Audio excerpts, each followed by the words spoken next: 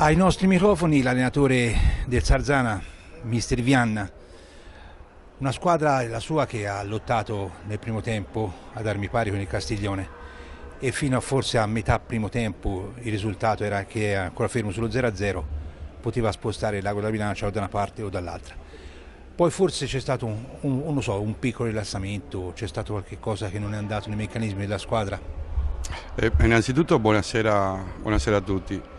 Abbiamo avuto l'infortunio del portiere che si è spaccato la maschera e quello ha fatto che certamente abbiamo calato un po', siamo stati un po' nervosi, ci siamo innervositi tutti con tutto questo perché lo abbiamo visto veramente male, a tutta la faccia messa male, veramente. Speriamo adesso quando si faranno gli accertamenti che non succeda, che non vada oltre.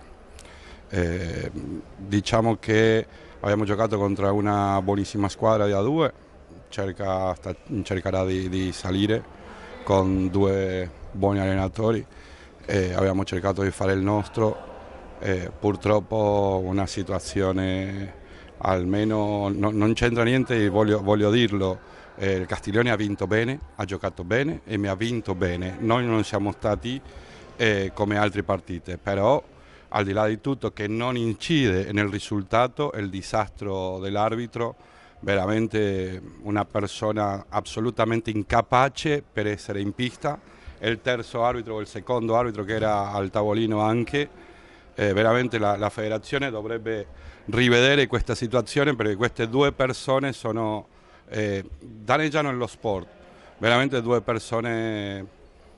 Non so se chiamarle direttamente persone, veramente un arbitraggio spaventoso tanto contro di noi come molte volte contro il Castiglione, voglio dire. Cioè non è che è stata una cosa contro di noi per quello che non incide il risultato, ma queste due persone veramente sono due incapaci che la federazione dovrebbe prendere cardine in questa cosa.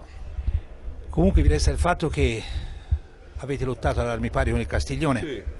Avete giocato, avete sviluppato le vostre azioni, avete impegnato molte volte l'estremo locale, l'estremo portiere del Castiglione. Non siete riusciti a entrare nei playoff, non so se era nei vostri programmi entrare nei playoff. No, ricordate che noi con la squadra di A1 non possiamo entrare in playoff. Noi abbiamo fatto la nostra stagione migliorando, facendo molto meglio della stagione scorsa che si è retrocesso, praticamente con le stesse squadre, abbiamo lottato con il gruppo che vuole salire. Quindi sono molto contento, molto soddisfatto. Per me è l'ultima partita, io non continuerò a allenare il Sarzana, per me è stata l'ultima partita forse sarà qua con la 23, ma una volta finite queste due partite io non continuerò a allenare il Sarzana, per quello sono molto contento, molto soddisfatto per quello che hanno fatto le mie squadre, tanto la 19 come la 23 come la 2, e poi vedremo più avanti che cosa succederà.